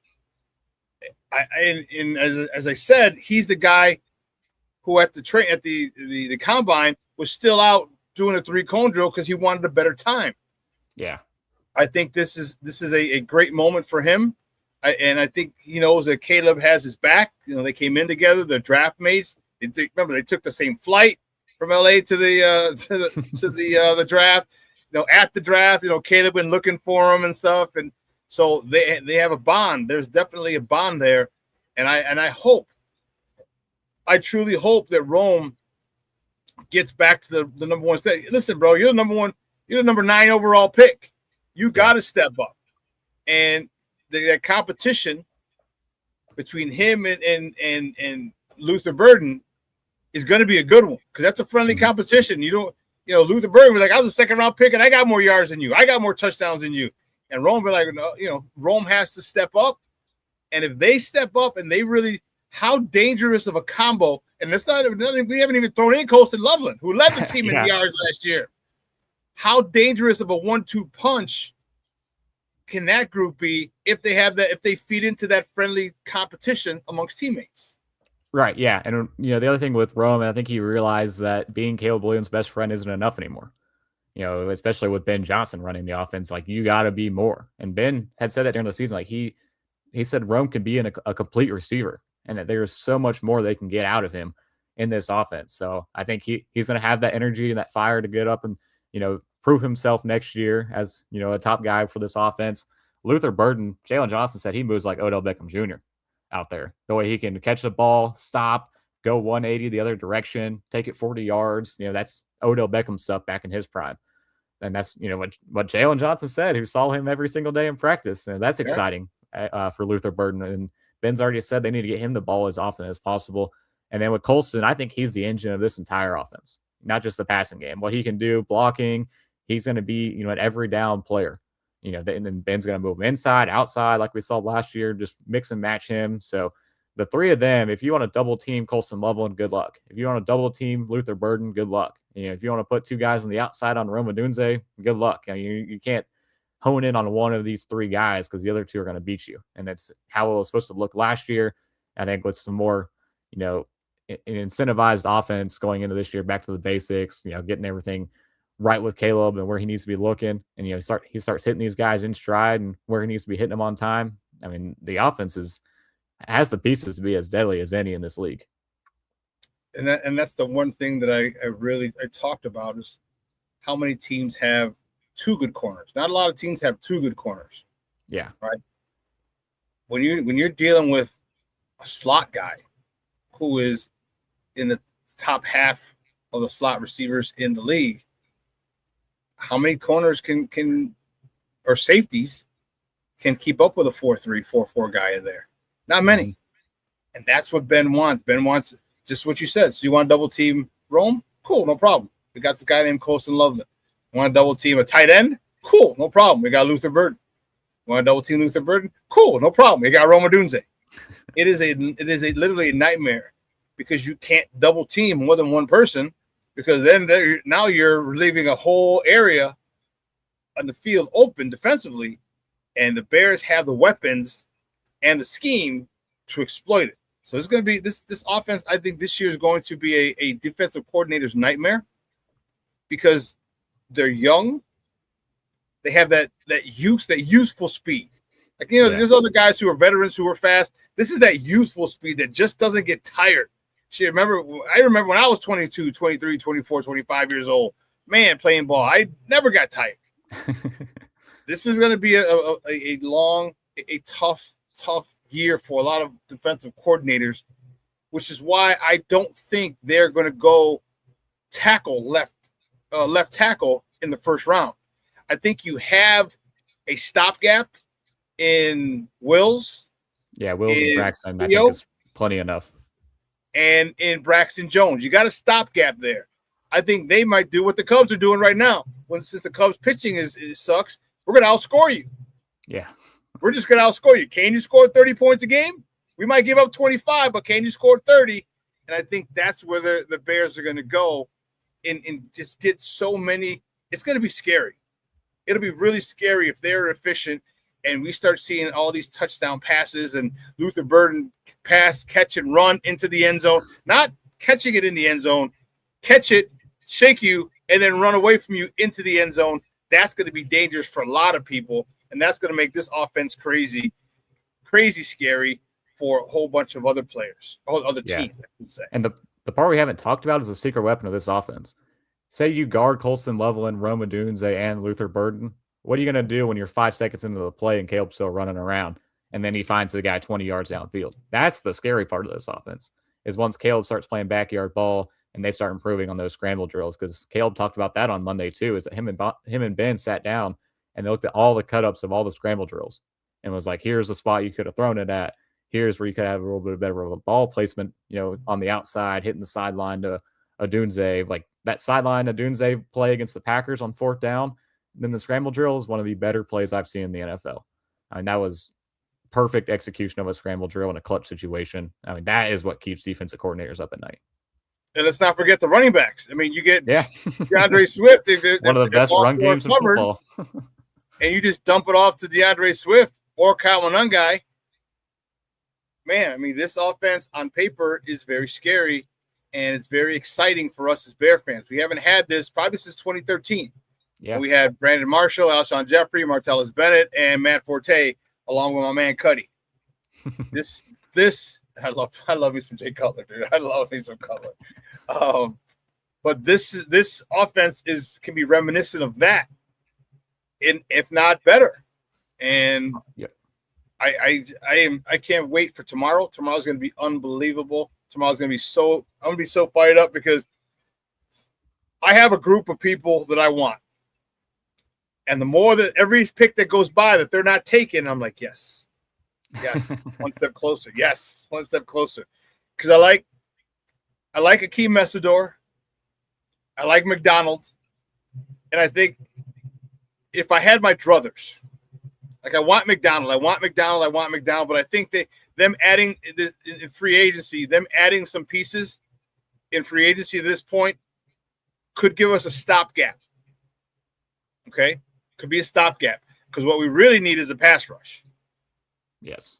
And I think we could stop. We could have the D tackles and nose guards. And don't forget, Grady Jarrett's coming off. This is a year that Grady Jarrett's coming off of.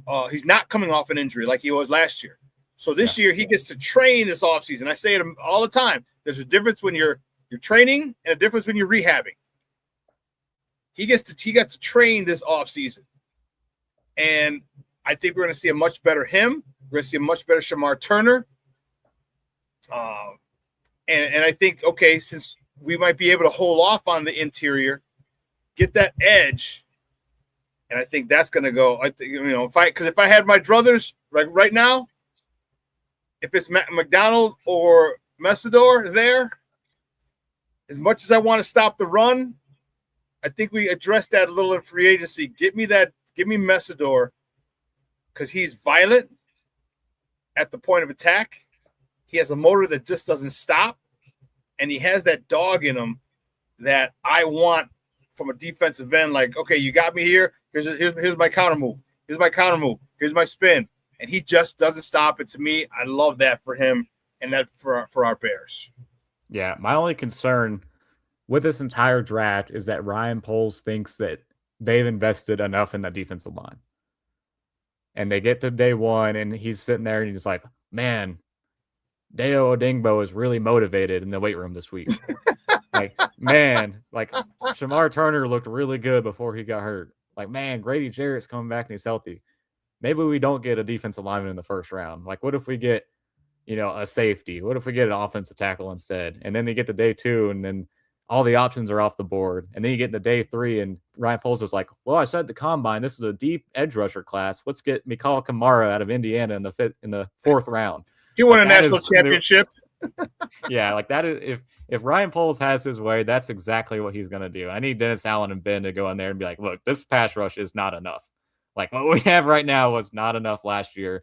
And you got 2 guys coming off season-ending injuries and an old veteran in Grady Jarrett. Like, come on. Like, and you had a bunch of 1-year rotational guys on the interior. Like, they did not add enough, and they need to make that a priority in the draft. And I don't know that Ryan Poles will want to, just because you look at what he's invested. He invested money, into these guys. He wants to see it through with them and not just throw a first-round pick in there that pushes a Dingbo onto the bench, making $19 million or whatever it is. So that's my concern. Is Ryan Poles tries to force his way out of getting a defensive lineman at the top of the draft.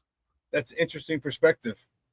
I would hope that if you do grab a defensive end, I would highly recommend those NASCAR packages where you have 4 defensive ends. Mm-hmm. Work for the Giants. It works for a lot of other teams do that where they have defensive ends. And then also, let's not forget, our defensive ends aren't small. Like the smallest guy might be Austin Booker. He's like 250, 260. I don't even know if he's 260. I mean, talking about Deo, you can kick Deo inside, have him be a run defender on the outside and then kick him inside on passing downs. Yes. And just get motors, quick people up the field, so I hope he does. I hope you're right. I hope he doesn't do that. And I hope Dennis Allen is in his ear or is in Ben Johnson's ear, and Ben Johnson say, hey, listen, let's get a NASCAR package. Get this guy so I can get the ball back. The better the defense, the more we get the ball back, the more sacks we get, the more strip sack force fumbles we get, the more chances we get to score. Right. So yeah, it's exciting. It's going to be one heck of a day tomorrow. It's going to be long for us, but nonetheless, it's going to be fun. Hey, Cole, great stuff, man. I appreciate it as always. Do me a huge favor though before you go. Let everyone know where they can find you and your work online. Yeah, I got one more thing real quick if I got the time. Yeah, you got plenty of time. Okay. Do you think anyone gets moved by the end of the week from the Bears? That's an article I wrote today. It was just kind of 5 names to throw out there where if the price is right, maybe the Bears consider throwing a guy out for some picks. Good question. Is there anyone? Tyreek Stevenson might be one. Mm-hmm. Because you got Zot Frazier and you have Terrell Smith. Yeah, maybe add a first round. If you had a first round outside corner, maybe you could flip Stevenson. Mm-hmm. I think the name to watch is Vagant, honestly. I know the conversation's quieted down on him, but if we get to the 34th overall pick and someone snipes Ty Simpson from the Arizona Cardinals and they can't move up in the round 1, I think Arizona calls the Bears back and maybe offers that 34 for Vagant. For Tyson Bagent? Yeah. I'll tell you what, that would be a nice – because you'd have to give up – because he's going to be in the mix for your starting quarterback. And yeah. Okay, that makes a lot of sense. And then maybe if they go, the other one I mentioned, if they go a first, second round D tackle and all these stopgap guys for a 1 year, we mentioned to add depth. Jervon Dexter's going into the last year of his deal. And just sign a new agent too. I think maybe he can try to get, flipped to another team because, you add in, Grayson Halton or, your guy, Caden McDonald. You have those two as, one of those two as a starter next to Grady Jarrett. And you got Gallimore, you added Contavia Street, James Lynch, all the guys you added in for agency, maybe Dexter. He's a young D tackle. Someone could, cough up a, round 3, round 4 pick for him.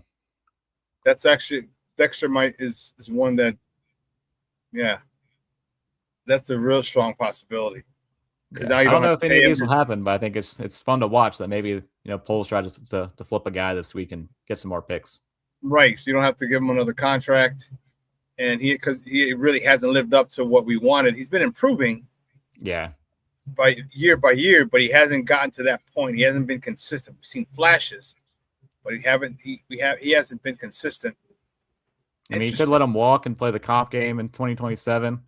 Let him walk in free agency and see what kind of deal he signs. But yeah, I don't think Dexter's on this team in 2027. Especially not if they draft a D tackle and he plays well. Right.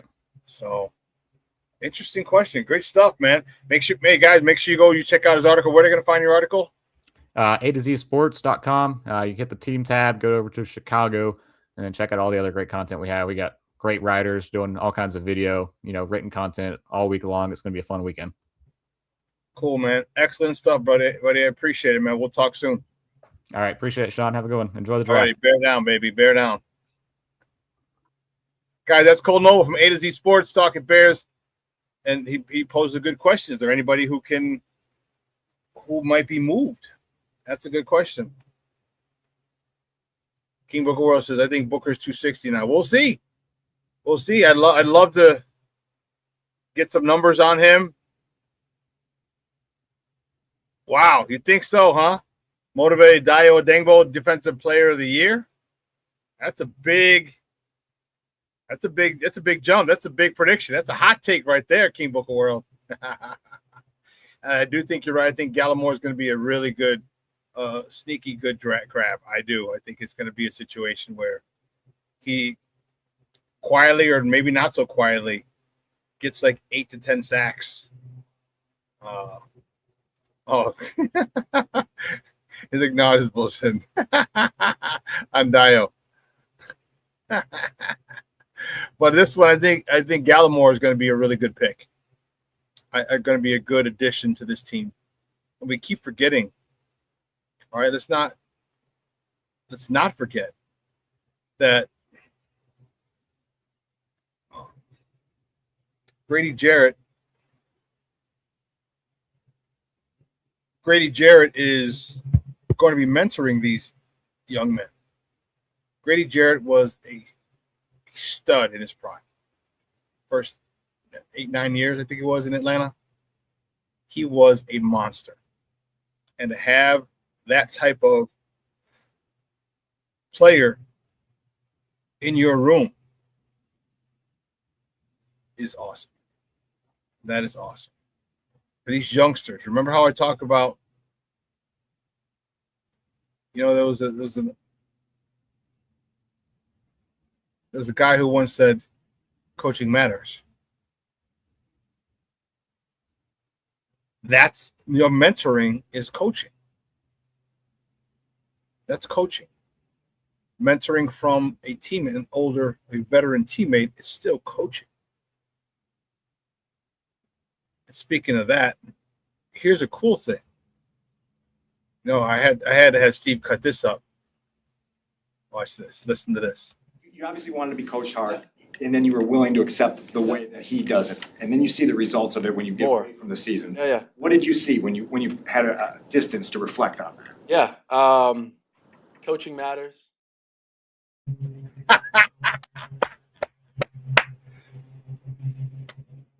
What did I tell you?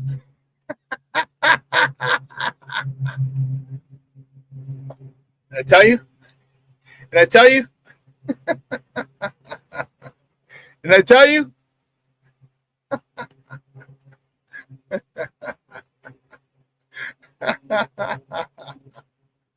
Coaching matters. Cornelius says, DA and Lovey have the same philosophy on D linemen. No fat guys. Yeah. You want tall, thick guys, lean guys who can move and make plays.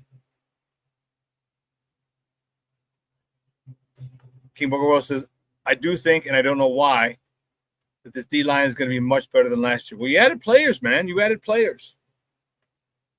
All right, you added players.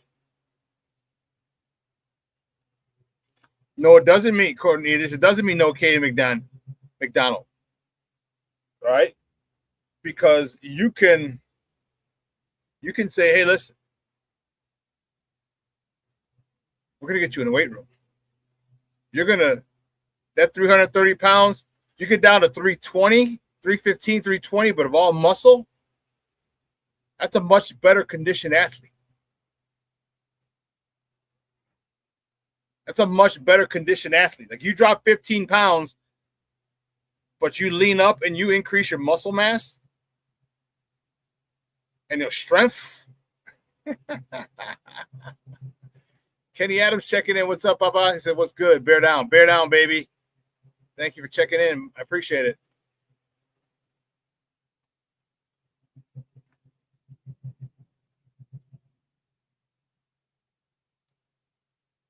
Katie McDonald, I hear you, Cornelius, but you get a guy like that, you whip him into shape, give him a year, 2 off seasons.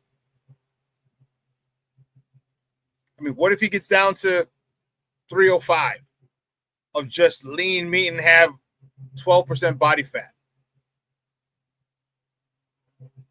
How crazy would that be? How crazy would that be? I don't know.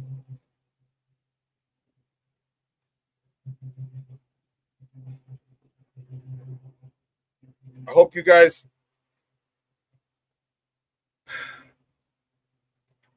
have a great place to watch the draft tomorrow. Hope you got a great place to watch the draft. It is.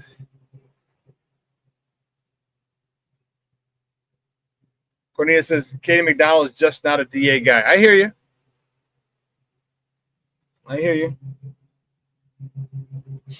And it could be a moot point because he could be gone at that particular point. He could be gone.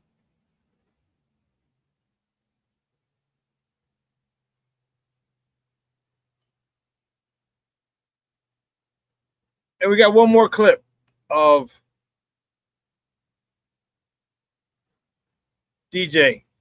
of Caleb talking about losing DJ. Let's peep this. This is the first time we've talked to you since DJ was traded. What was your reaction to that news, and how will you remember your time with him and what you got from him in your first 2 years in the NFL? Yeah, I mean, he's a pro. He's been that since he's been in the league. And so on the football side of it, obviously you're going to miss him out there making plays for you, for me, and for the team. But on the other side of the football side, you do understand that there's a business side to it, and you got to roll with the punches. And on my side of it, and personal side, you obviously you miss the guy. I've been around him for 2 years. We go over his house, we play cards, we eat food, we watch games. The guys come over to my house, and all these different things. And so you build up a relationship on a personal level, and it sucks that he has to go. He said the right things. Again, that clip courtesy of the Chicago Bears. I just didn't feel like, and maybe it's just me, that he was really sad that DJ was gone. Like, he didn't say, hey, my big playmaker, last year, made a huge catches at the end of the year. Now we're going to need, some of the other guys to step up. Something like that. I just didn't get that. Oh, that love from him out of that piece. I just didn't. Just didn't.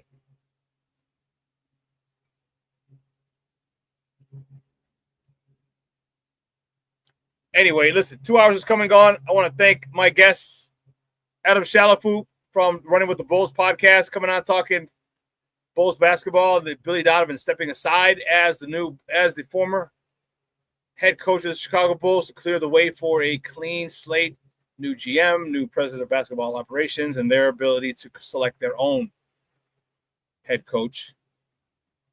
Talked about that with Adam. And then Kole Noble. Just got off with him from A to Z Sports. And threw out a couple names out there. We talked Bears draft. Some possibilities for the Bears at 25, what they do at 25. And then Cole actually brought up a question if he thought anyone would be moved. I was like, ooh, interesting. Twice. So great stuff from Kole and from Adam. I appreciate their time making this a phenomenal show. But I also want to thank you guys, my peoples. All right. Cornelius, Kenny Adams checking in, King Booker World, my man Junior.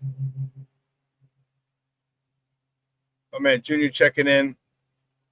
Brandon Schutz checking in.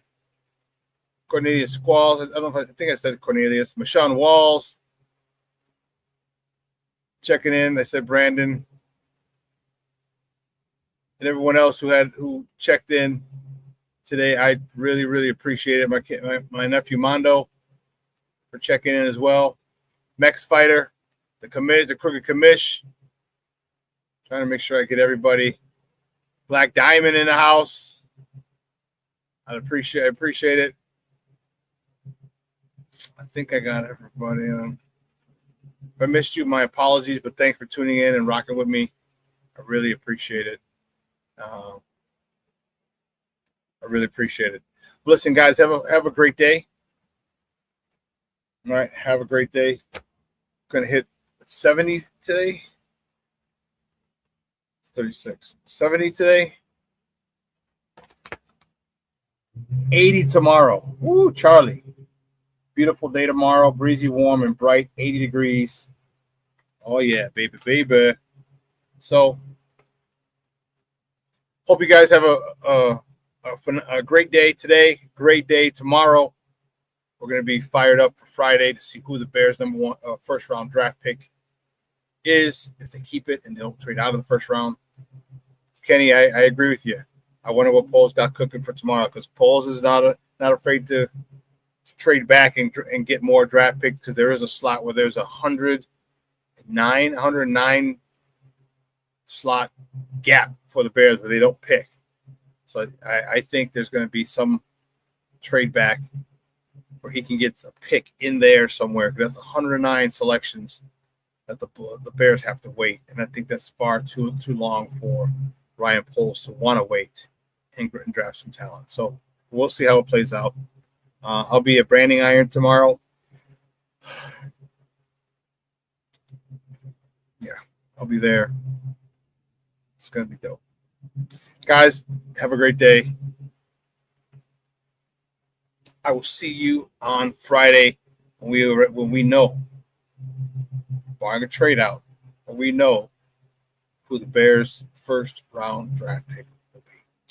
So let's let your loved ones know you love them, because tomorrow is promised to no one. Okay, don't forget, get your Sports Zone Chicago gear. All right, get the Sports Zone Chicago hats. See in the upper left-hand corner. Your hoodie, the lower left-hand corner. All right, Sports Zone Chicago t-shirts, FGB, t-shirts, hats. Coaching matters. You heard Caleb, coaching matters. Get that shirt. Get the Cigar Fanatic shirts. Get your Bears Victory Monday t-shirts. Get your Good, Better, Best t-shirts. Of course, get your FGB t-shirts. And as you see, our guy, Mashawn Walls, already has his FGB hoodie. Okay, he got his hoodie. So, if you guys are planning to go to the boat party, the birthday party, July 25th this year, don't use Eventbrite. I don't want you to pay all those fees. They charge you about 20% of the actual ticket is in fees and taxes. This way you avoid the fees. Go to Zelle, use that the Zelle tag, Sports Zone Chicago, PayPal. My email is ShawnSierraSports@gmail.com or Venmo @Shawn-Sierra. So get your tickets. If you're going, man, get your tickets as soon as possible. This thing is going, it's most likely going to sell out, and it's going to be one for the ages. So make sure you get those tickets soon. But all right, guys, I got to get out of here. You guys have a great day. I will see you on Friday. Excited to talk about the Bears' first round draft pick. So from everyone here at Sports Zone Chicago, I'm your brother, SuperBack Shawn Sierra. I am out.